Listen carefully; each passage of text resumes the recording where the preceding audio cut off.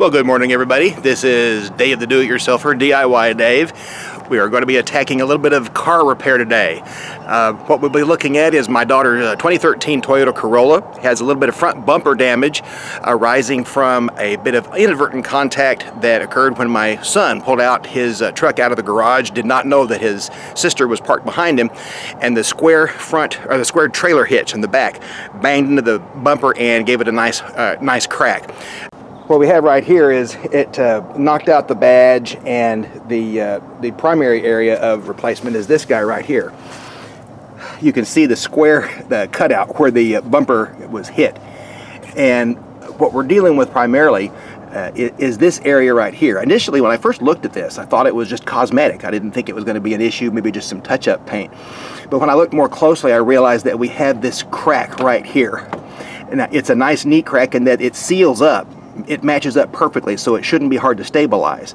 But what I was concerned about was the way this crack was starting to turn. And in fact, when this crack first happened, this crack wasn't this severe. It had not turned. So this crack has already started to migrate up from vibration just in the course of driving. This happened about a week or so ago.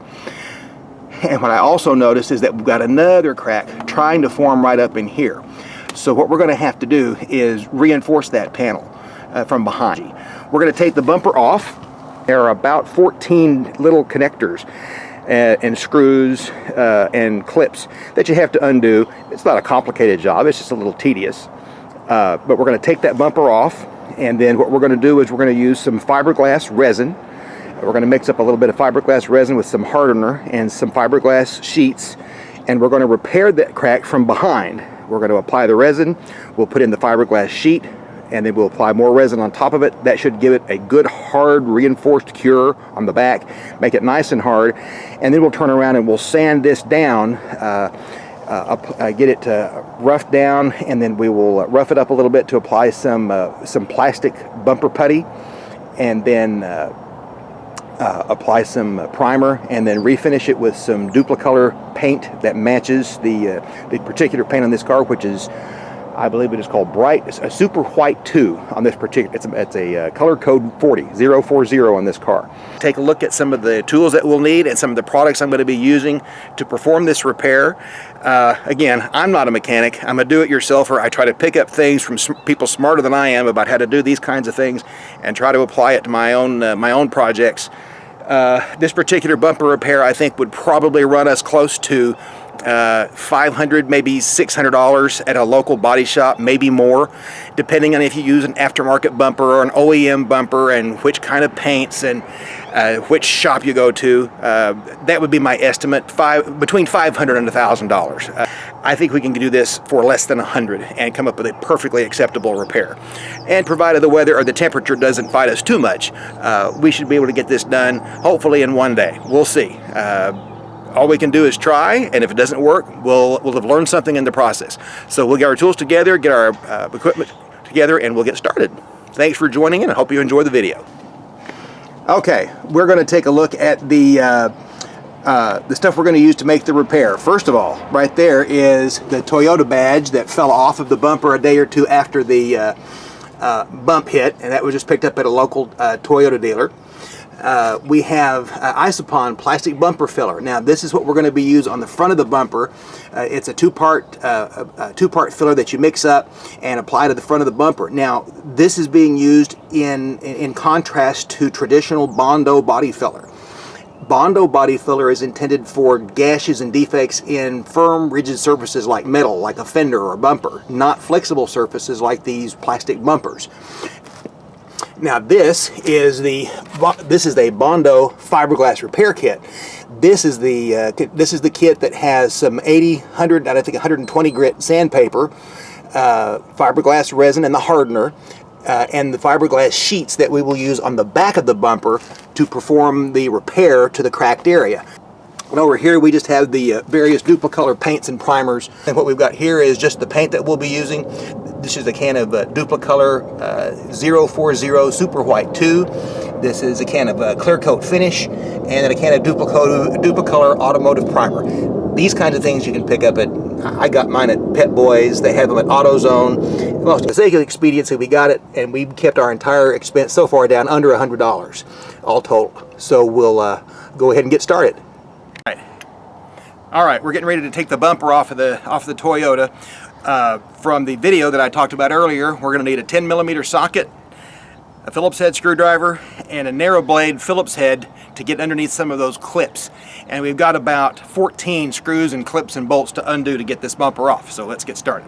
Now, what I'm going to try to do to give you an idea of the time that we spend, because these videos get condensed significantly shorter than the actual amount of time spent, it's about 9 o'clock in the morning, a little after, about 10 after 9 when we start taking this off. And we'll go from there and start taking this thing out. So I'm going to start, doesn't really matter where you start, I'm going to start with these guys right here.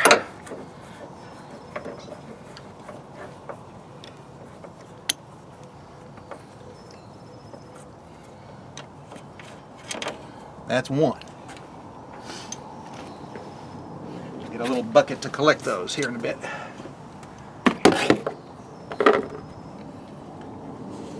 That's a bumper.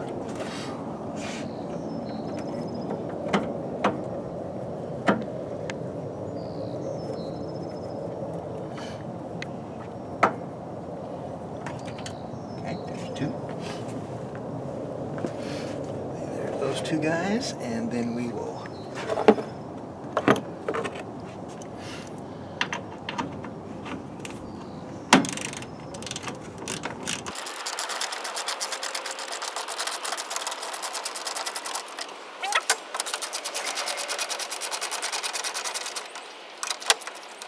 okay, 2 screws. Let's see, I think that's all of those. So now we will take our narrow screwdriver here. There is a little wedge underneath this little clip that pops up and you pull it out. And then over here there should be a similar clip. Ah, right there. Thank you, Matthew. We are now joined by the fine photographer, my son Matthew, who is making this much simpler for me to do, and he'll do a better job of photographing it while I'm doing the tear down and removal of the bumper. So I think that's all the fixtures up front. So now, next thing we're going to do is remove a clip. We have 2 clips over here on the wheel well.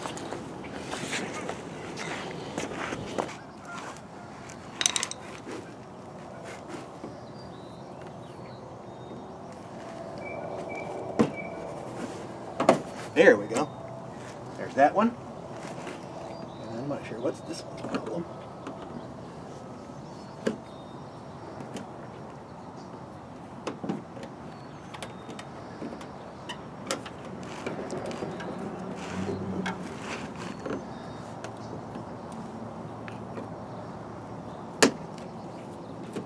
There we go. Alright, that one's off. Now we can do the same thing to the other side.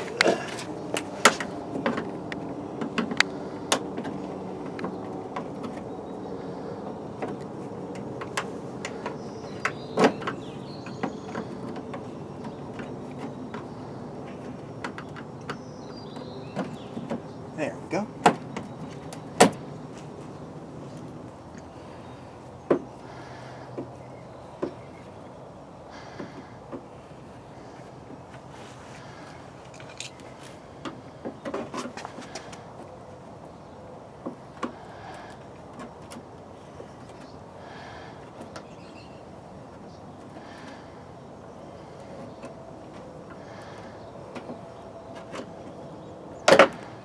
There, out. All right, those are the ones that they're easiest to get to. Just literally right under the front edge. This is another 10mm bolt.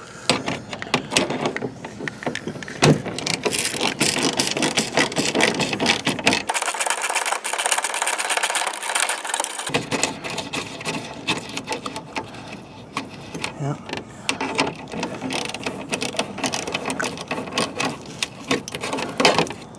There's one. Now there is a clip hiding them here somewhere supposedly, but I am not seeing. I think there's another bolt right here. That is part of this Oh, you're absolutely right. Thank you. I would have missed that.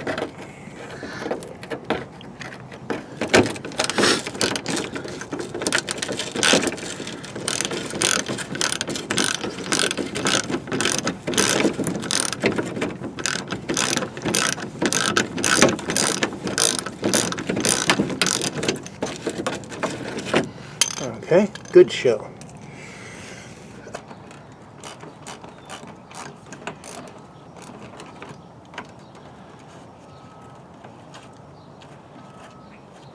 And that fitting actually came all the way loose on its own.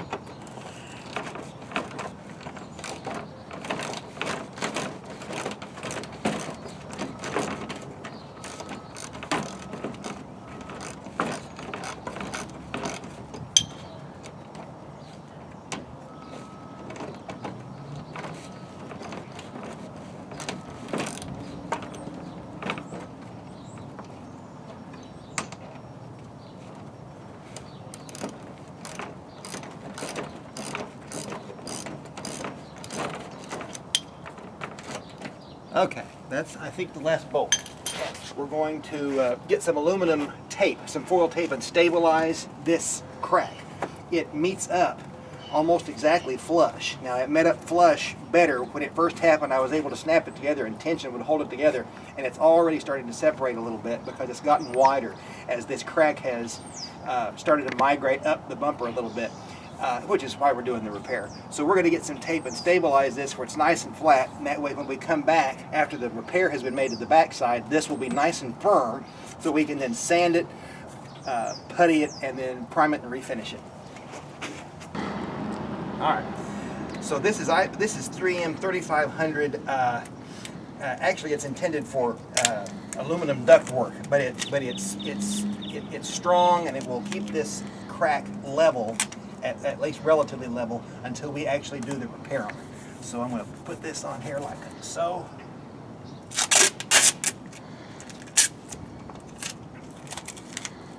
I'm going to overlap it a little bit.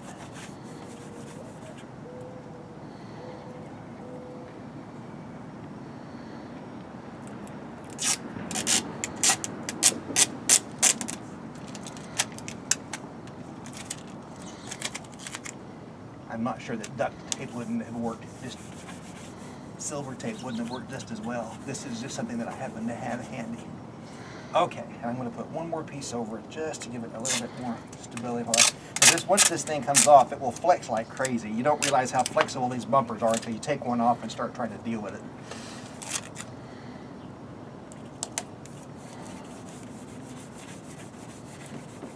Okay, there. All right, now.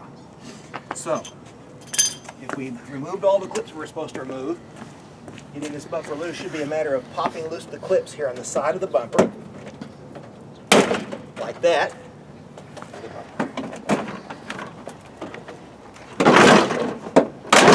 Like that. I think that's it. And here comes the bumper off of the car. Woohoo! Success! So now, we're going to take a look at... Put it in the grass so it doesn't scratch the bottom. Yeah. What we're going to do is, we're going to take a look at the back of this from where this repair is, where I've taped it up, so we can see it from the back. Let's see if we're going to be doing the repair. And so this is the first time I've had a chance to look at that repair, where that cracked. We're going to be putting the Bondo, or the fiber... Did you draw that circle, or is that just weird luck where that is circled? You know what? That's just weird luck where that was, I don't know. I did not draw that circle. That is bizarre. I hadn't even thought about it, but there is some sort of marker about that. We're going to be sanding down with 80 grit paper. We're going to sand this whole area right down here. Then we're going to mix up our fiberglass resin, and we will apply the resin here, and then put in some fiberglass sheets, and then put the resin on top of that, and it'll have to cure. And that'll take, in the cool weather, it's going to take probably longer than the manufacturer suggests. It says 2 hours at 75 degrees, and we're nowhere near 75 degrees. So what we'll do is, we'll go ahead and get the sandpaper out of our kit and sand that puppy down. We can do that out here. Okay. All right. I had to make one correction on this fiberglass repair kit, I said that I thought it had 3 different grits of sandpaper in it to prepare the surface for the bonding of the resin. That's not correct. It does not have any sandpaper in it. Basically what you do is you sand the damaged area down about 1 inch either side of the crack of the damaged area with 80 grit paper, and then clean it off, and then you mix up the resin.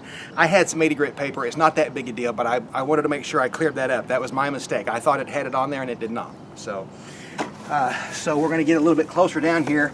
Again, here's our crack line. You can see the tape that I put on a few minutes ago before we took it off, and we're going to go all along this line and probably down this way a little bit beyond where the crack actually is right now, because we're going to repair it all the way in there to prevent that crack from crawling down that this area. Notice that this crack has migrated right where this bumper starts to bend a little bit. It's not a crease, but when this first started, when this first happened, the crack was right to about here. And even in the week or so, week 10 days since this happened, that crack has already migrated and it made a left turn right along the crease. And that's why I'm kind of been crazy about getting this thing repaired. I did not want this to go any farther down the crease, because you get this thing too far down a crease and it's going to naturally gravitate toward those corners, and it could make a split across the whole width of the bumper, and then you're really close to the point where you have to say, I got to get a new bumper, and that becomes a problem. But we're good. We've got it in time. We're going to reinforce it. We're just going to start sanding this guy down.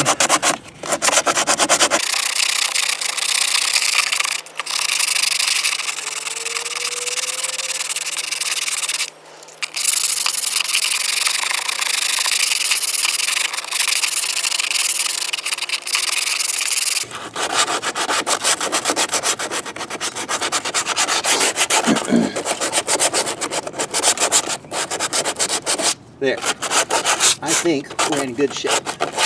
Now we're going to either take either a tack cloth or some just some cleaner to clean that area, get all that dust out of there, because we don't want the dust on there, because otherwise the resin will bond to the dust and it won't bond to the bumper. So I'm going to go get a tack cloth and we'll clean that up. Now, a lot of times you'll see paint shops that are doing this kind of work, real body shops, they'll have some compressed air or a compressor with a nozzle, and they'll blow a lot of this dust out. Well, they don't have that, but I've got the next best thing. I've got some cleaning duster. So we're going to blow all this dust that I just created away. All right, and now we have our handy dandy tack cloth. Thought I had some paint thinner, but I don't, and that's okay, because really all these tack cloths are, best I understand, is they're best cloths that are saturated in a essentially a similar solution to accomplish the same thing. So should be good enough for our purposes.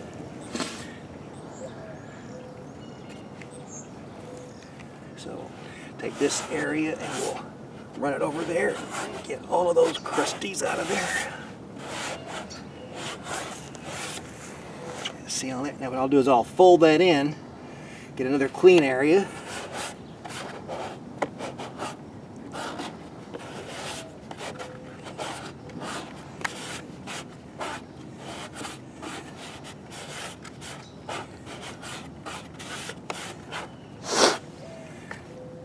Just about clean. We'll do one more.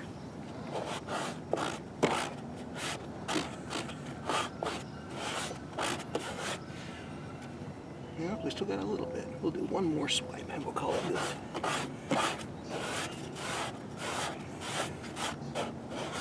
Okay. Yeah, I think we're good. So now, next thing we're going to do is we're going to cut. Here's the fiberglass mesh that the kit provides. And what you want to do is cut a piece of this mesh to fit the area you're going to repair. So, we're not going to use anywhere near this much. Make sure I'm not doubling up. So we're going to cut an area, probably an L-shaped piece, about this wide, and we'll account for the width of the bumper. Go get some scissors.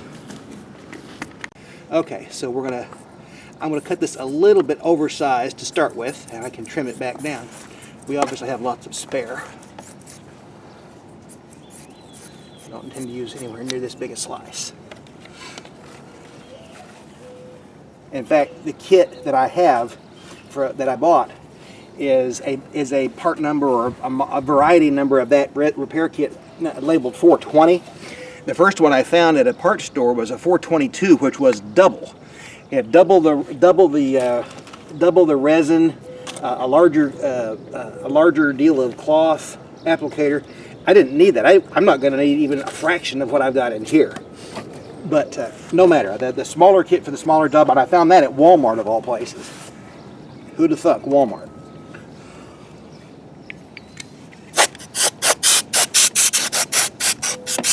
So we're just going to give this a test fit.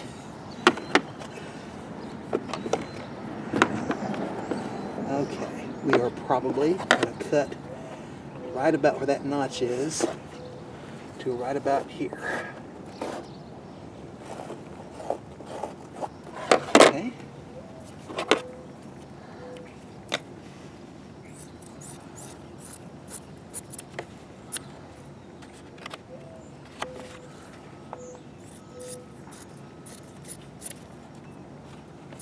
Okay, let's see how that fits.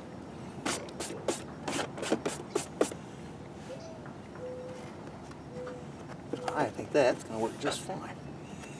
And I'm not going to worry too much about that little stray overflow piece. I think that probably goes even farther than we need, but you know what? I don't care. I'd rather have too much reinforcement than not enough. I think that's going to work just fine.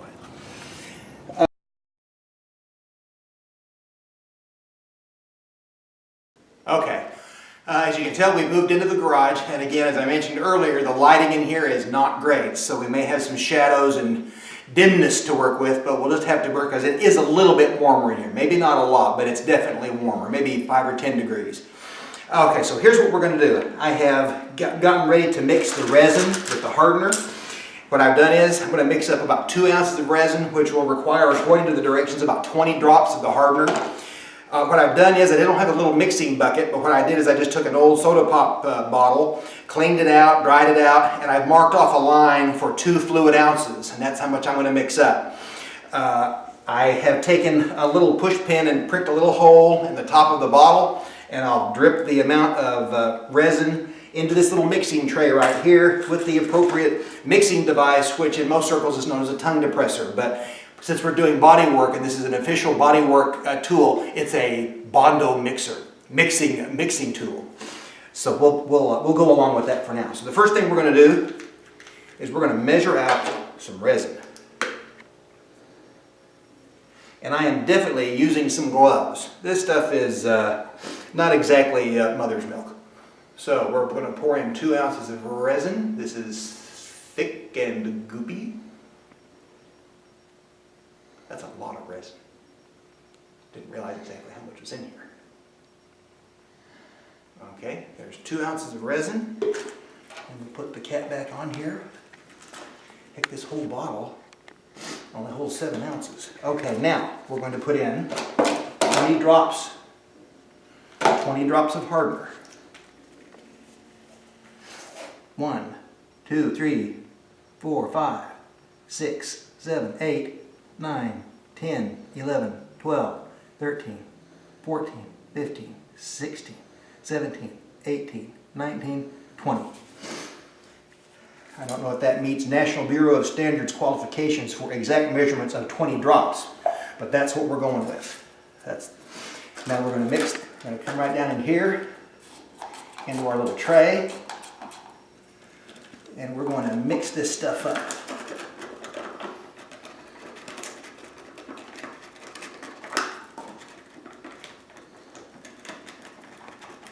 Now, it says that under 75 degrees heat, you've got 8 to 12 minutes of working time for this stuff before it starts to harden.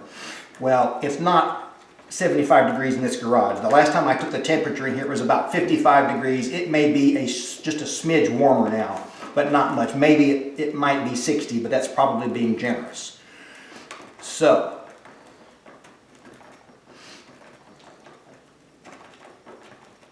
I think that is sufficiently mixed. Would you say, Matthew? Sure. All right. So now we're going to take our handy dandy paintbrush. This is not any fancy paintbrush. It's just your basic paintbrush. And I am going to put this all over the area where we are going to apply the fiberglass.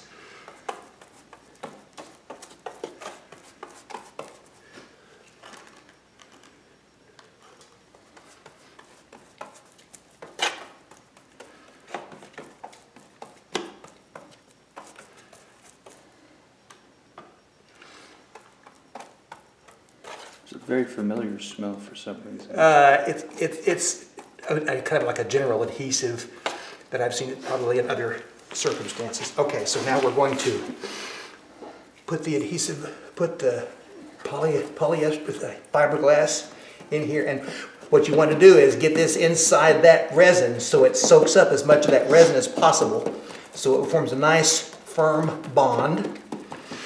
And then once you've got it all tucked in, then you want to take another deal of your paint, the resin, the mixture, and you want to put it right on top of it. And I think we're going to end up having mixed up exactly the right amount, because this is soaking it right up. This is a bigger area than I expected to repair. I think we're going to have guessed just right. And you paint it a little bit beyond the edge, not much, but just a little bit.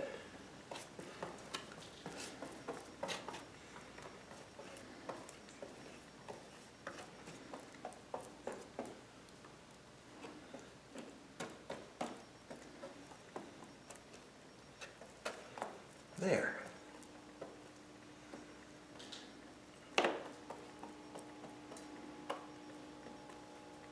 All right. And folks, I think that's all we can do for right now.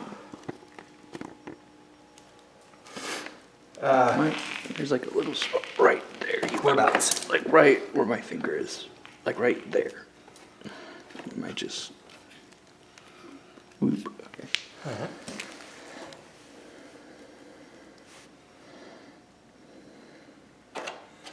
All right, now, all we can do now is let this stuff set, and we'll give it a check here in a while and just see how it's doing. Other than that, we're done until that's hardened, and then we can turn around and start finishing it to put the paint on. And that's going to probably be at least a couple of hours. So we'll shut her down for now, and through the magic of YouTube and magic of video, it will be only a split second for you guys, but it will be a couple of hours for us. So we will touch base here and check the hardness of our work accordingly. See you soon. Bye-bye. Ready? Okay, through the magic of video, it is now about 3.5 hours from the time we set up the resin, and given the fact that it was a little cooler, I think it took a little bit longer to set up, but now it is 1:38 in the afternoon. Remember, we started about 9 o'clock this morning. It only took us about 20 minutes to get the bumper off. We set this up at about 10 o'clock this morning, and as 1:38 this afternoon, this stuff is hard as a rock. Let's take a look. But we can go now here. Hear that? That is hard as a rock. And there's a little bit out here that's a little tacky, but the biggest part of this right here is now hard as a rock. And that means that our fix is now secured, that is now safe and ready to go. So what we're going to do now, we're going to flip this beast up right. We're going to sand down the front where the repair is, and we're going to get this ready to get it filled, primed, and painted and get this repair down the road. So we're going to carefully roll this up on its side, on its front. Let's see, the light might be better. I'm not sure which side the light might be better on. And I'm going to take this 80 grit sandpaper block. All right. So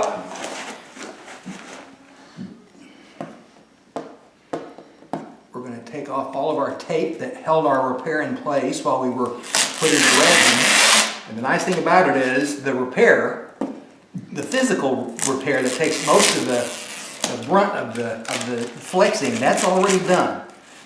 And even if some of the edges of that are not totally cured just yet, it's not critical. We're not going to be stressing this a lot while we get this ready to sand. Now, the only thing that we're going to have to pay attention to when we resand this is that we've got two little dimples here. And these are dimples that I initially thought were impressions from the trailer hitch that bumped into it.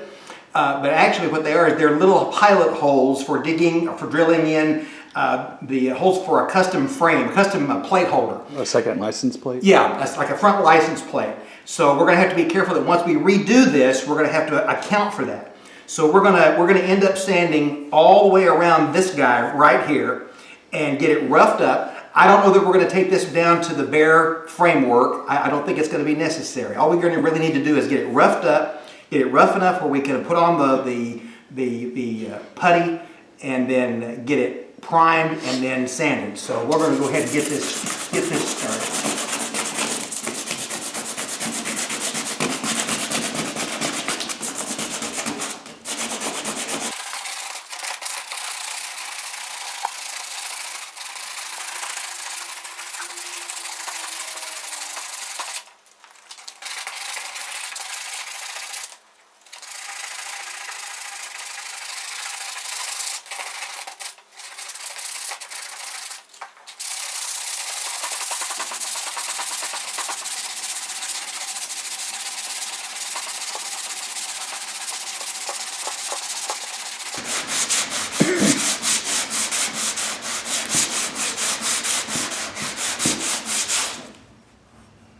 Now, one thing I'm noticing as I'm sanding this down, I'm sanding away the indentation that was left by the trailer hitch.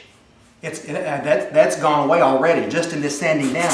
And that's a good thing, because if that's the case, then all I'm really going to have to do is put our sealer right here along this crack, let it dry, prime and get this rough where I can resand it, and then get this ready to refinish. Because I was thinking I was going to have to re-putty this whole area, and I don't think it's going to be necessary.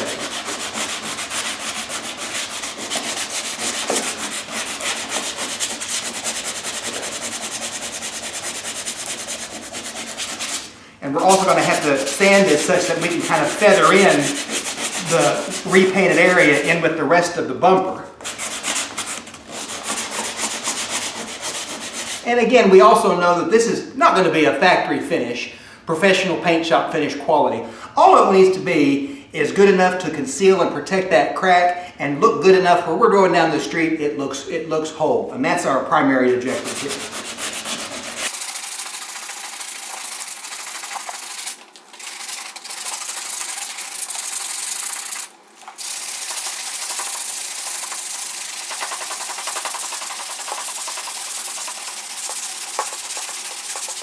Okay, now, I left the tack cloth. Oh, hand me that tack cloth down there, Matthew, if you would. All right. Okay, we're taking this tack cloth that we used before. We're going to clean this guy up. We have a lot of fine dust along here. And get rid of as much of that as we can.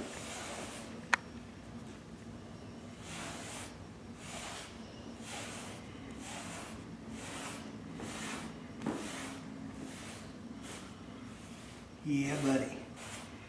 Okay. Now what I'm going to do, I'm going to take a look at the instructions on the plastic filler and find out what grit of roughness they want for this bond right here in order for it to be a good sound bond. So bear with me 1 second. Okay, we took a look at the instructions on the Isopon plastic bumper filler, and they do not specify a particular level of grit prior to mixing up the putty using the sand. They simply say to sand, clean it and sand it, which tells me that they want just a good rough surface for the putty to be applied. We're also going to be putting on a fresh coat of sealer and primer. Excuse me, primer first, and then we'll be putting on the paint, a top coat, and then call it good for our repair. So we're going to go ahead. I'm going to take this medium grit block. This is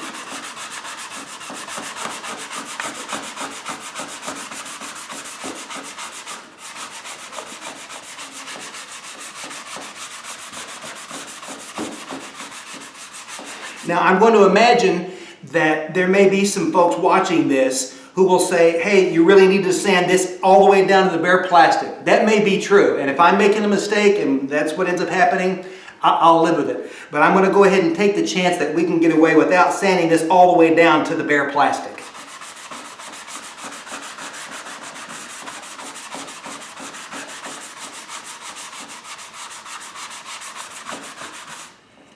Okay, so what I'm going to do now, we have 120 grit.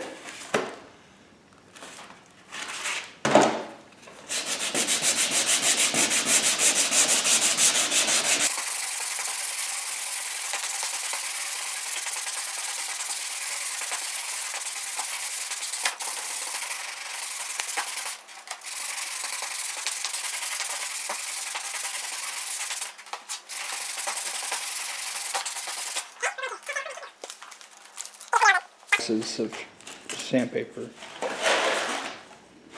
Ah, it is.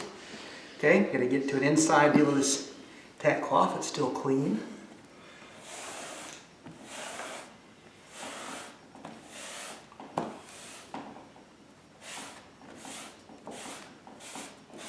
Okay.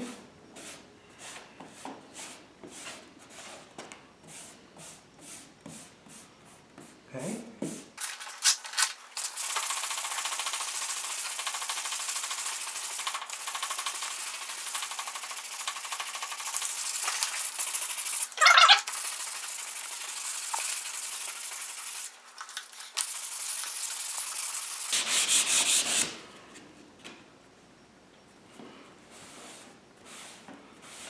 Now what you can't see in the video probably is that we're already starting to reveal some of the edges that we're trying to feather in here that will be covered by the primer. So what I'm going to do is we're going to go up to 400 grit. I've just done a layer at 220, and this should be in a good shape to go ahead and throw some, to mix up our putty, to seal our crack. And then once it dries, then we'll do a light coat of, we'll do a nice coat of primer, let it dry, and then we'll put maybe a couple of coats of primer, and then we'll spray a couple of coats of the paint, and then put a top coat on it, and we should be good to go.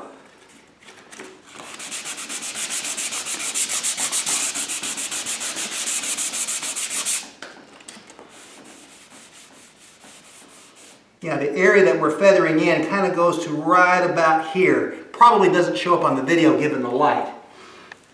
So here is, let's see, well, that's 220. We just did the 220. Had some, here's some 400.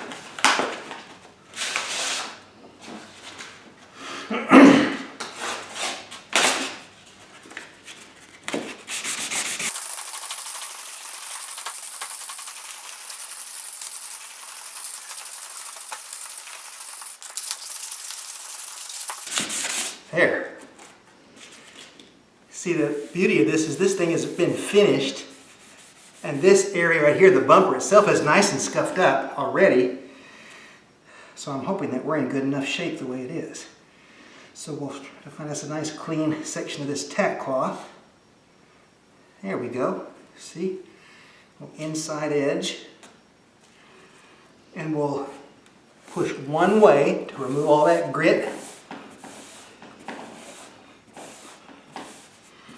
And I think we've got a really nice area where we feathered in between the layers onto our previous coat. So I think we're in good shape. I may be wrong, but I think we're in good shape to go ahead and mix up our putty. Let's seal up this crack right along here. Let it dry, and then we will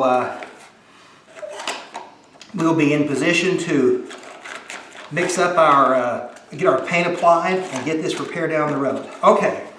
Now, something I mentioned earlier when I first started the video was this particular plastic filler material. Like I said earlier, there is a very popular and very traditional body filler product called Bondo that's been around for years, and it is used typically for bonding or filling holes in like fenders or hoods, body pieces that are typically metal, the sheet metal, and don't flex.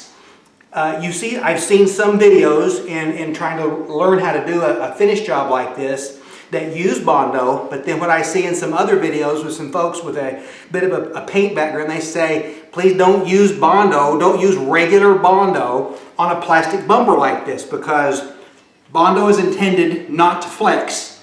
This bumper, as you can see right here, flexes. Even this repaired portion over time, going over bumps, it's going to flex and twist a lot more than the body panel will. And what's going to happen is over time, that Bondo, while it might fill and finish just fine for appearance, over time it's going to flex and eventually it's going to crack. and it won't look as good. Now maybe we could have gotten away with it because this repair is so small. We're not trying to cover a giant hole. We're just wanting to fill this crack nice and smooth so we can paint it and finish it. So maybe we could have gotten away with it. But since I saw people who know a lot more about this than I do say, don't use Bondo on this crack, I'm not, and I'm using this Isopon plastic bumper filler. Now this is a 2-part epoxy, very much like the fiberglass resin was. And they have 4 pieces, they have 4 components, pre-measured packets of the resin plus the hardener. And we're going to read the instructions here. We're just going to need enough to go over this part right here. We're not going to have to, I thought sure we were going to have to recover this, but we're not going to. All we've got to do is cover this crack right in here, and we'll be in business. So, the instructions. Yes, I am reading instructions. Wearing protective gloves removes any paint from the area. Yes, we're doing that. We've done that. Clean and dry. Yep. Cut open a plastic bumper filler packet. Remove all plastic filler into a clean surface and squeeze out 1.5 inches by 1/8 of an inch strip of hardener. Using applicator provided, mix the filler and the hardener together until you get a uniform color. Think of a better or more appropriate place to use it. Okay, gloves, fresh gloves.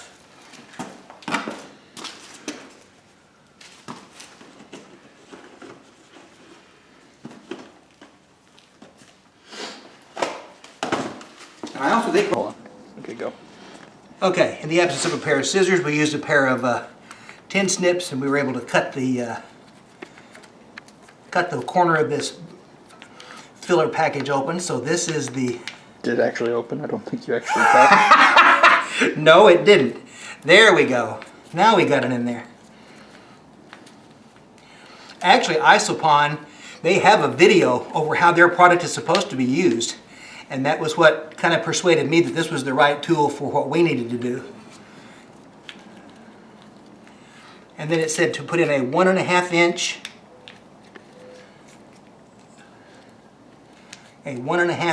by 1/8 inch strip of the hardener. Now, judging that, I would say, for my money, that's about an inch and an eighth by 1.5 inches. You might scrape out all of the bumper stuff, just like the filler liquid. Just make sure you're as close to the ratio as possible. Okay. I think that's as good as I'm going to get. So now we're going to take their mixing tool.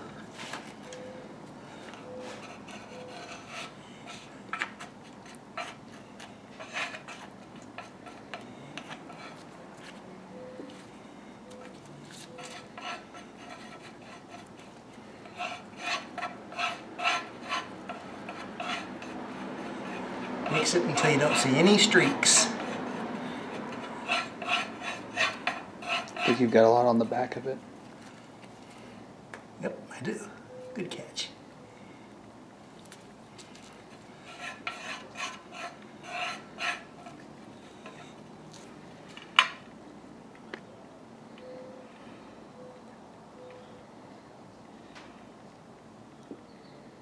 Yep, I just reread the instructions and it seems like we're doing it the right way.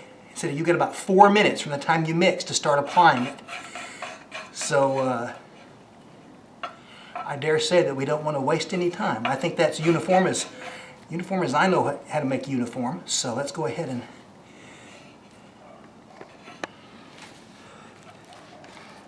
here's our repair area.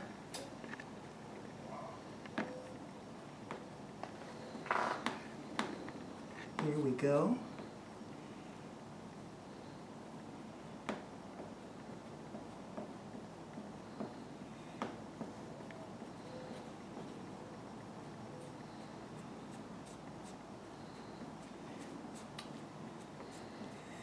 And what I want to do is try to make that as smooth as I can, because what we'll do is we'll sand that down once it hardens and get it as smooth with the original surface as we can. And I can tell you what, I can feel it starting to firm up even as I'm applying it. So a bit higher than the rest of it, the rest of your area that you're repairing.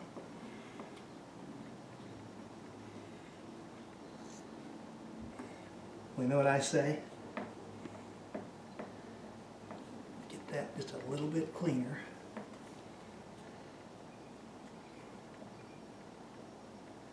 Yeah, we're setting up. So we're going to call that good. We're done with this. We've got 3 other packets of the filler that are not used. We've already got some leftover hardener. So we're going to come back in 20 minutes. It's about 7 after 2. So the only thing we can do right now is let that thing set up, and we'll come back and sand it in about 20 minutes. And we'll see you shortly. Okay, through the magic of video, we have now spent, actually we let 30 minutes pass to let this stuff set up, and I think we've got a good hard set right here. So now what we're going to do is we're going to sand this down. We're going to start with 80 and then work our way up to 320, and then once we've 320'd it, clean it off, and then we're going to tape it off, and then we're going to put a coat of primer on here to get ready for our paint. So I'm going to take my 80 grit paper.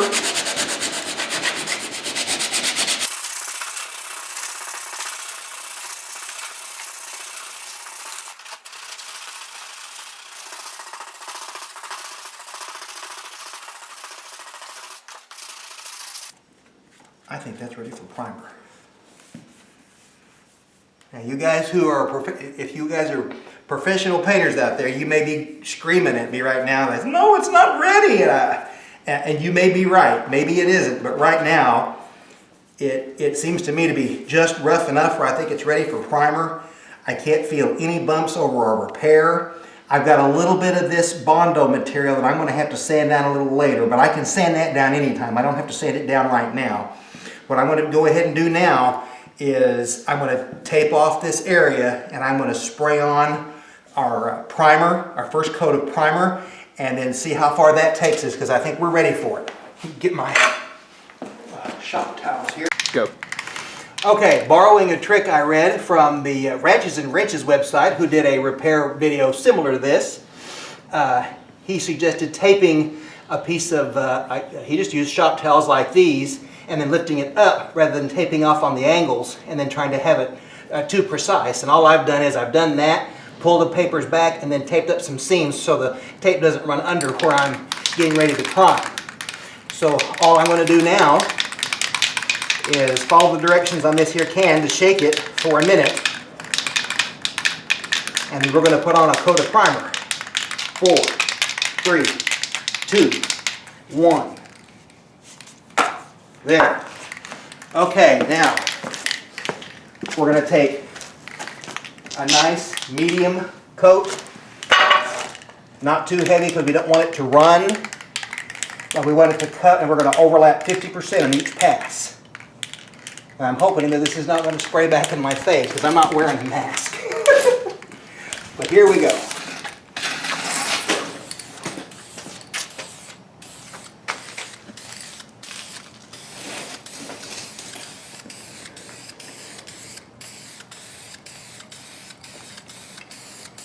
Okay, that's coat 1. Fillable and sandable primer. We're going to wait 20 minutes. What does it say here on the can? It says between 60, 2 light coats followed by 1 medium wet coat, allowing 10 minutes between coats. So that's our first coat, so we will see you in 10 minutes. We have finished our top coat, or excuse me, our first coat of primer, and we're going to put on a second, what they call medium wet coat. This will be a little bit heavier, not a lot, in 10 minutes. And then after we put it on, the instructions say we need to wait 30 minutes. It says if sanding can be done after 30 minutes with 600 grit sandpaper, and then after sanding, wait 30 minutes before applying the color. So we're going to let this go. We will wait 30 minutes, give it a light sanding, and then we will put on our first coat of our finish. And right now, I'm pretty happy with how that feels. We'll do a light grit sanding before it's all said and done. But here we go.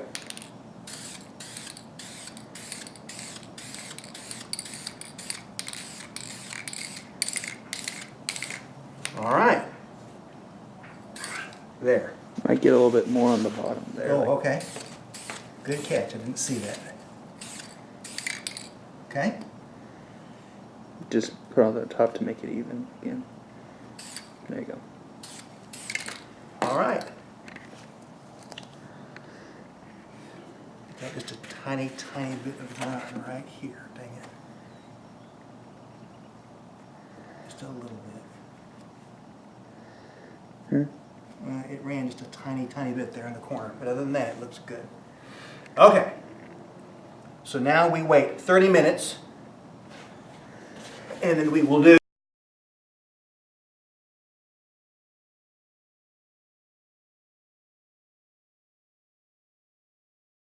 Okay. I already undid this, didn't I? Yeah.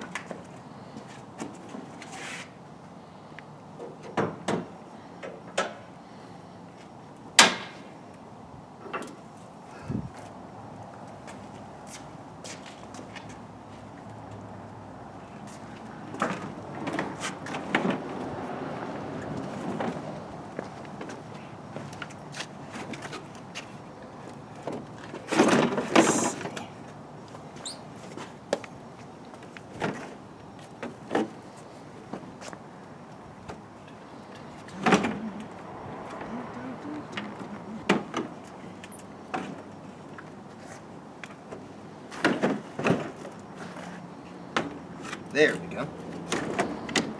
Yeah, everything lines up the way it's supposed to.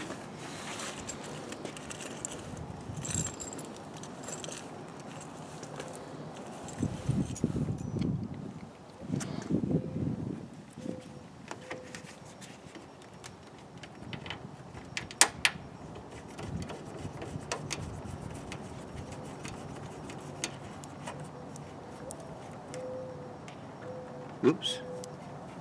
Actually,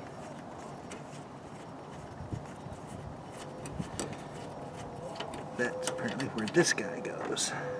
No. Oh, that's where one of those little buckles go. So there, we were right here to begin with. The little snap fittings. Okay, we'll just start and get these guys finger tight.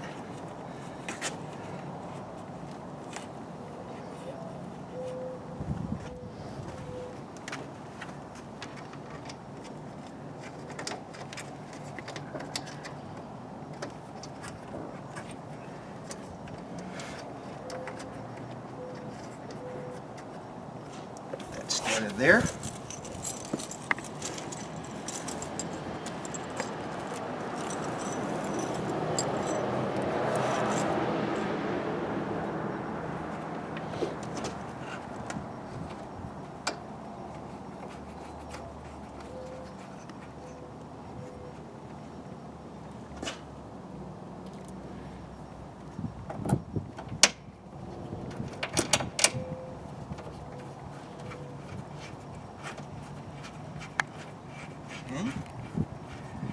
Okay, we'll get one of these big button snaps.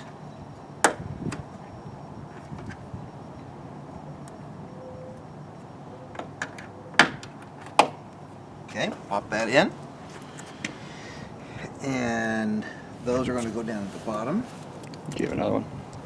Yeah, see if we got one. Here we go. Snap that back in there like unto so.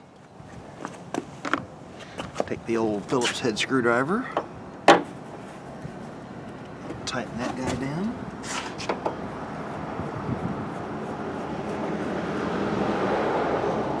Tighten that guy down, and now we will take our socket and ratchet, and we will get. No, what about this guy?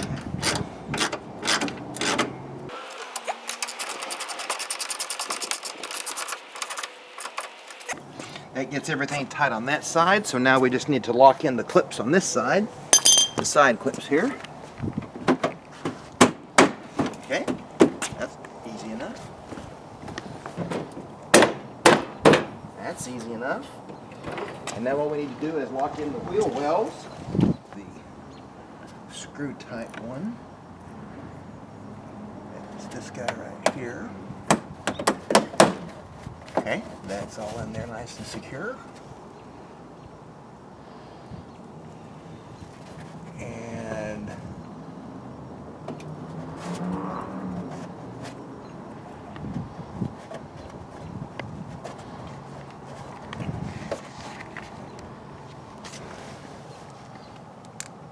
There we go. There. Nice and snug on that side.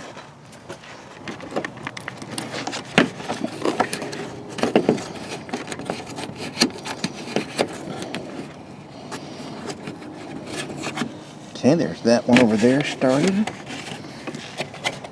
And right over here.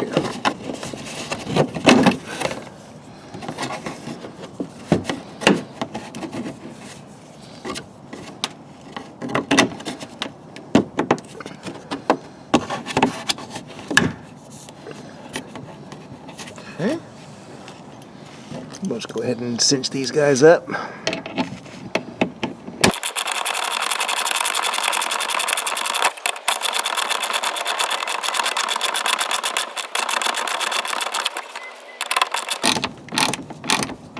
Well, that's not cinching in the whole way. Tell you what, we'll go ahead and get this one going.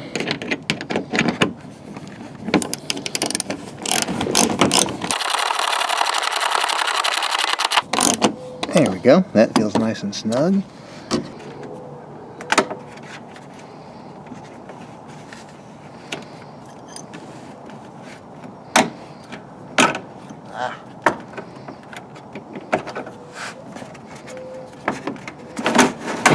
There we go. There was something keeping it from going in. There, that's much better.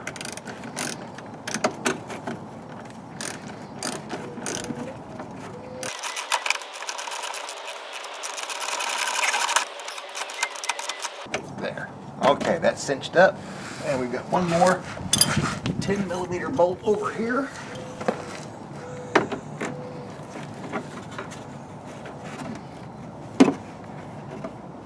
Oh, is there one more 10mm bolt in that bucket there, Matthew?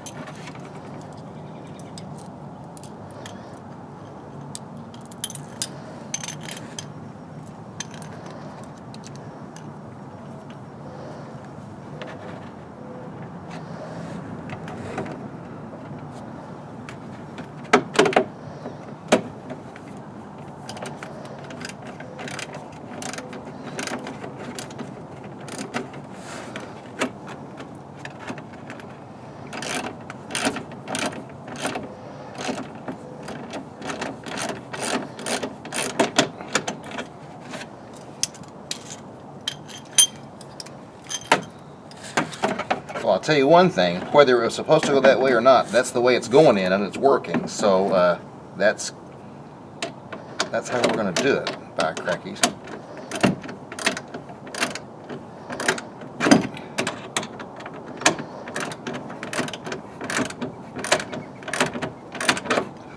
There. That's nice and snug.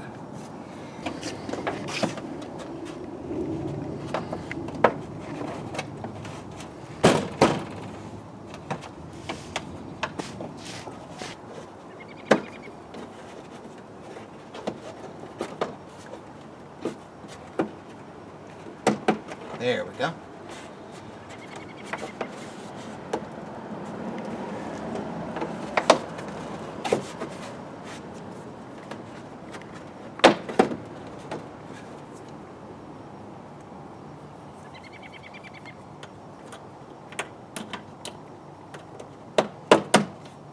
There's that. There. That. Now the last thing to do would be to go get the Toyota emblem for the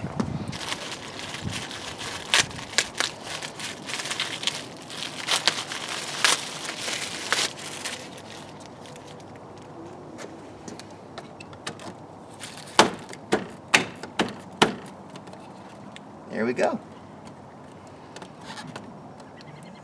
Seems like that's plenty secure.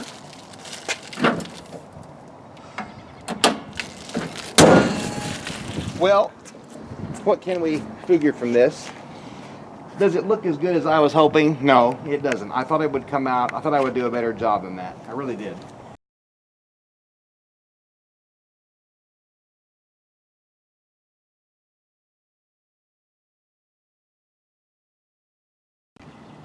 All right, folks, when we last left the dreaded Toyota Corolla and its cracked front bumper, we were not very happy with the repair. And while it might have been okay and maybe good enough to use for general purposes, I wasn't satisfied with it. And we've got a chance to fix it. I've got plenty of filler. We're going to attack it, and we're going to see if we can't do a better job than what we were finished with.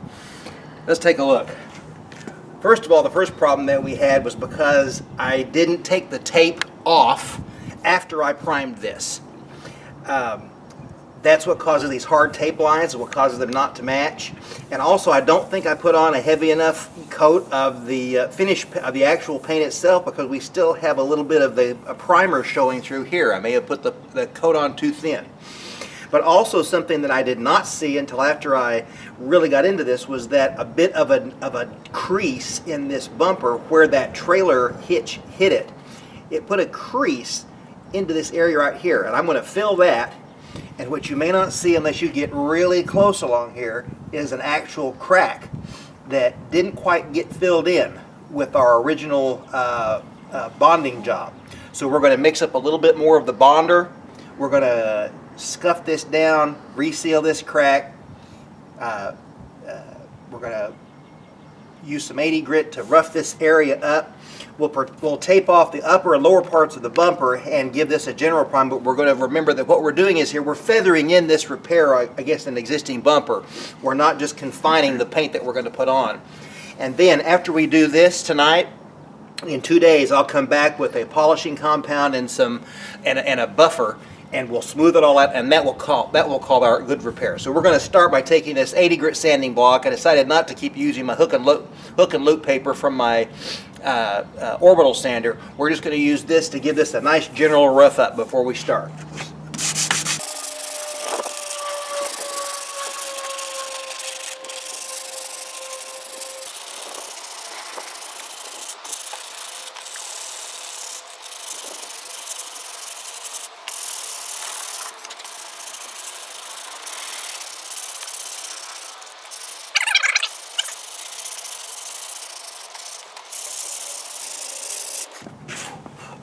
Now, one thing that's showing up here is a little bit of this crack line that I'm going to repair. It's a little hard to see right now because of all the sanding dust.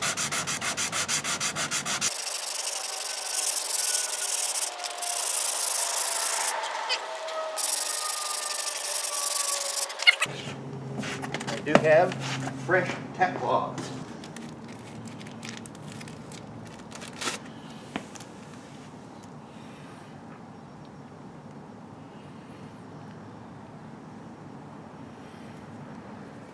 So we'll take this, and we will wipe off all of our sanding dust. So now it shows up right along there. We're going to put a little bit more filler right here. And notice where this area is getting lower. That's part of that area that I noticed that was kind of creased that I did not get out. So we're going to put some right along here and then right along here. So time out while I go get the filler and mix it up.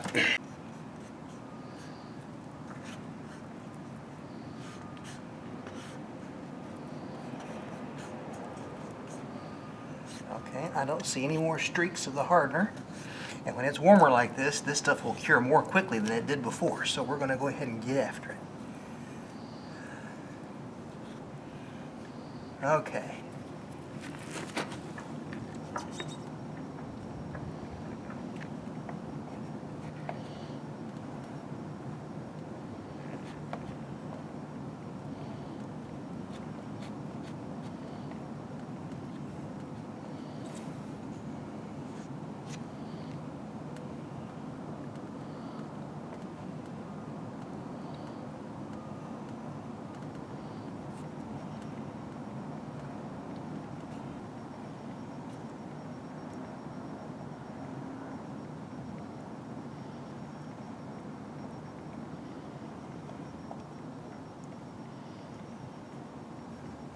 little bit here in the corner. And we're going to grab to there.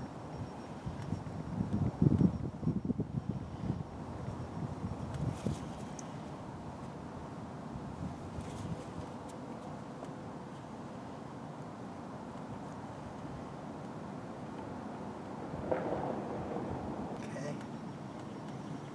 We'll get that on as smooth as we can get it. And then we'll come back out here in about 20 minutes and sand her up. All right, see you in 20 minutes. Okay, more TV magic. Our 20 minutes have passed. This stuff is hard as a rock. It's all sanded down. So now what I'm going to do is give this back with our 80 grit block. I'm going to get this all sanded smooth. And then I'm going to start a process of 80 grit and then 120, 220, and then either 320 or 400 to get this sanded smooth. And then we will go back through the process of applying the primer, paint, and the top coat. And we're going to try to get that all done tonight.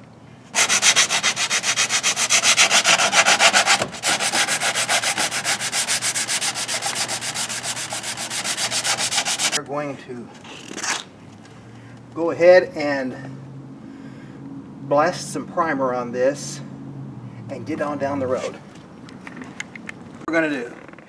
Now, if you're watching this, you're going to say, wait a minute, he's taped it all back up again. He's going to redo this exact same mistake he made before.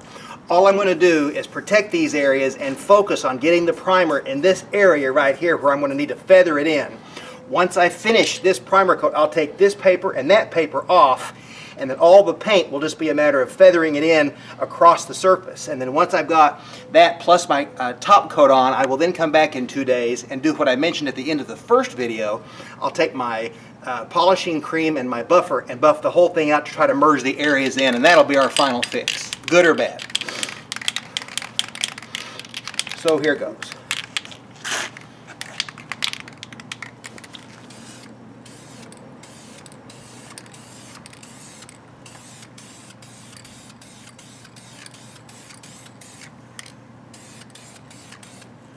Okay. I even got more on there than I intended, but we'll put a second coat on there in about... It's a little light down there.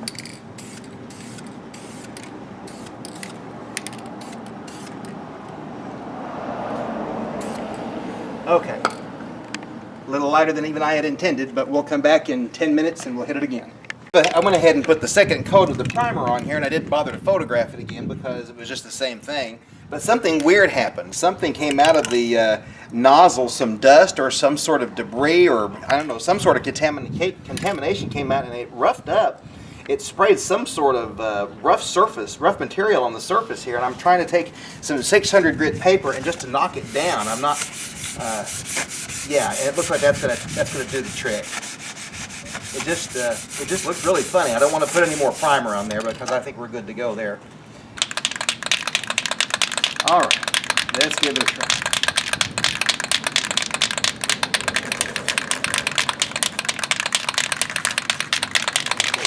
Okay, primer, that's good enough. Here we go.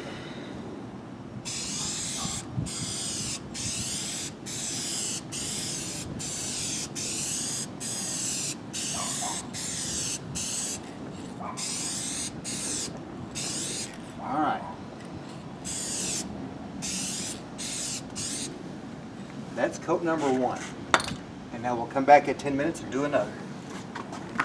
I've come to the conclusion that the wind has been playing a factor in some of this. It's not bad, but it's enough to notice, and it's not quite as smooth as I'd like. So once again, between coats, I'm going to do just a knockdown sand here with 600 grit paper. And that does the trick. That does what I want to do, and we'll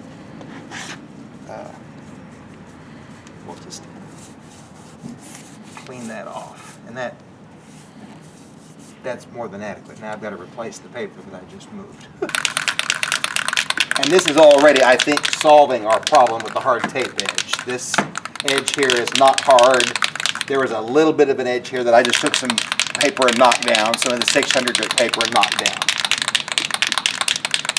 I think maybe 2, possibly 3 coats of the paint, and we're going to be in good shape.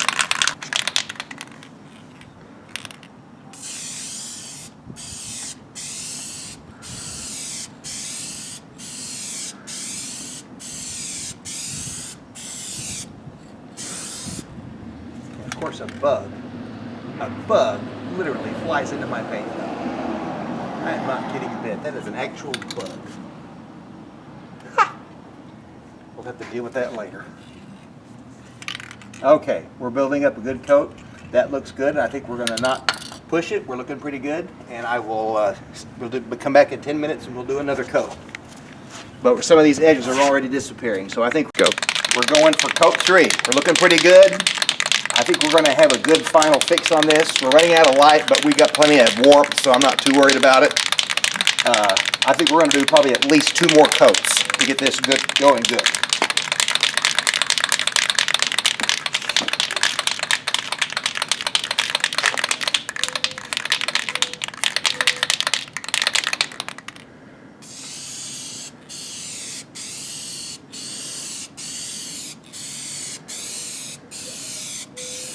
All right. That's another coat. See you in 10. All right, 10 more minutes. This is coat number 3, right? I thought we just did coat number 3? 3. Okay, then maybe this is 4. Okay, no I don't matter. know. We're building up. I'm hoping 2 more coats will get it done. Ready? Heading, fire.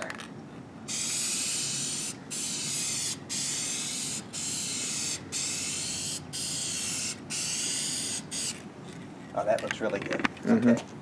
That's now it's starting to disappear. 1 more coat at that level. All right, guys, coat number 5. Hopefully this and maybe 1 more will do it, but we'll see. Here we go. Ready, aim, fire.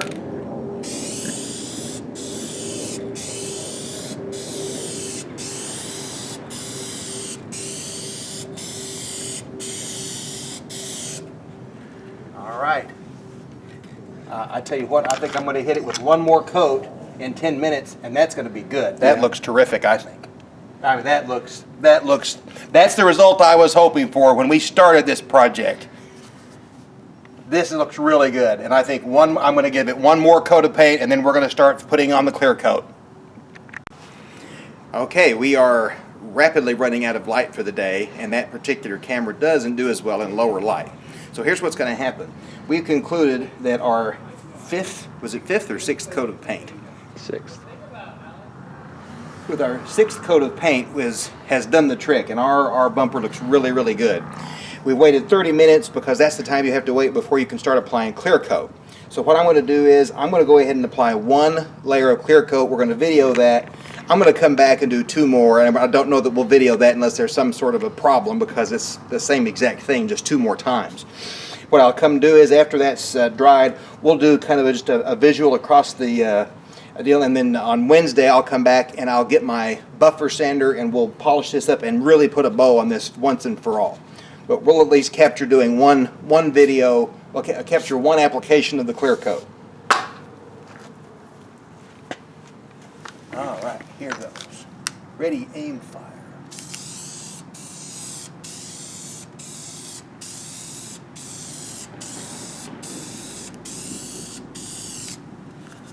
Alrighty. It's much harder to tell how much of that you've hit on a clear spray like that. You just kind of have to take it on faith because each pass I'm trying to do a 50% overlap on the previous swipe. And I think after doing all this, I'm finally getting the right speed on the paint. I think I've been going too quickly and putting down too thin a layer. That's why it's taken 5 sprays as opposed to 3 or 4. So, unless something unusual comes up, I won't videotape the next 2 layers. I'm going to put on 2 coats, and then after the 3rd coat, I'll come out here and we'll show you the finished product, and we'll put a bow on it. We'll see you in a little bit. Okay, once and for all, we are going to finally put this project on this Corolla to bed, this broken bumper. As you can see, the finished coat of our bumper, I think, turned out a lot better after we redid it. All we're going to do now is we're going to give the bumper a light wash, and then I'm going to apply some Meguiar's cutting compound on this sanding polisher. I'll get it in a minute, and go over this to smooth out and feather out the areas where we had some overspray, and to give this a final coat of polish and call it good. First of all, what I'm going to do, I'm just going to take a sponge and some plain water, and just give this thing a wash down to get any loose grime that is on it, and there's obviously still some. Do you have some towels? I'm going to grab a towel here and get that thing.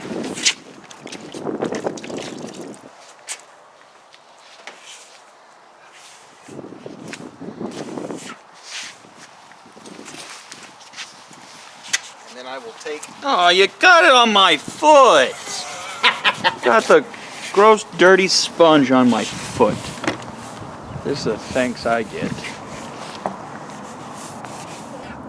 The grime and the schmutz. And what I'm going to do also, I'm going to, this imposing looking thing is a Chicago Electric orbital sander that not sander, excuse me. This is a polisher that I picked up at Harbor Freight. I think it was all $20 or $25, but it's a nice little, it's a nice polisher, it really is. I actually bought this to refinish a bumper that I painted from scratch on a different project that I unfortunately didn't video, wished I had, but I didn't. Doesn't matter anyway, that car got totaled 2 weeks later. That car was totaled about a month later, so... I don't even think it was that long. I'm not sure, but it wasn't much longer. But anyway, that notwithstanding, you don't have to have a big hairy polisher like this. I happened to find one like this because I needed to do a finish on a larger job, and it was really inexpensive. I thought 25 or 30 bucks for a polisher like this might come in handy, and it wasn't that much money. So what I'm going to do, though, first, this pad is a little bit stiff, so I'm just going to give it a very light moistening. I'm not trying to soak it, I just want to moisten it a little bit. Or turn it on and maybe not turn it on while I'm trying to work with it. Fingers off. And then what I'm going to do is I'm going to apply this Meguiar's Ultra Cut compound. And the objective here is to feather in. If you now that we took off the sanding area, the tape off area to protect these other parts of the bumper that weren't getting painted, we now have overspray that we want to feather in. We want to feather in the areas to smooth out and give it a little bit more uniform appearance. If you look really closely, you can still see a little bit of a line, and the instructions on the clear coat talk about being able to sand that in. I keep saying sand. Feather that in with some polishing compound and a sander afterwards. So we're going to just, for these directions, you apply this a bit moist. Like I said, we don't want to burn it.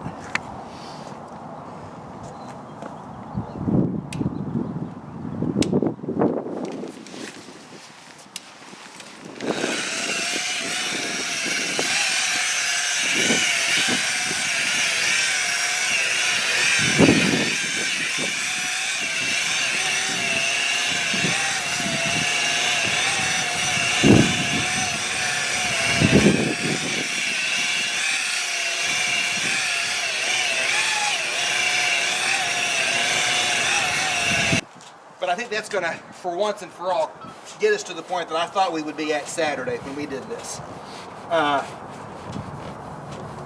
Something I've learned in the process, you got to be careful where you tape off. You got to be careful not to put up great big tape lines, and you've got to be willing to be patient and getting the paint strokes right. But for a rattle can job, I don't think this is too bad. As I mentioned in the end of the original video that we kind of mushed in together since that first finish turned out so bad. I do appreciate you watching. I hope this has been useful. The one thing that you can hopefully learn is that you can do things like this. You might not get the exact quality of an actual showroom or an actual body shop, but you can accomplish a perfectly serviceable repair for a lot less money. And once again, we'll shout out to my favorite automotive YouTubers, Eric O at the South Main Auto Shop, and also to Scotty Kilmer. As I said, they inspired me to get back into the video making business. And we'll make a few more of these along the way. Thanks for watching. Feel free to put your comments and your observations below the video. Let me know what I did wrong, what I could do better. And I appreciate your feedback, appreciate your interest. Thanks for watching. And keep watching, subscribe, and we'll hopefully put out more videos here in the real near future. Thanks again for watching. This is DIY Dave, and we'll see you later.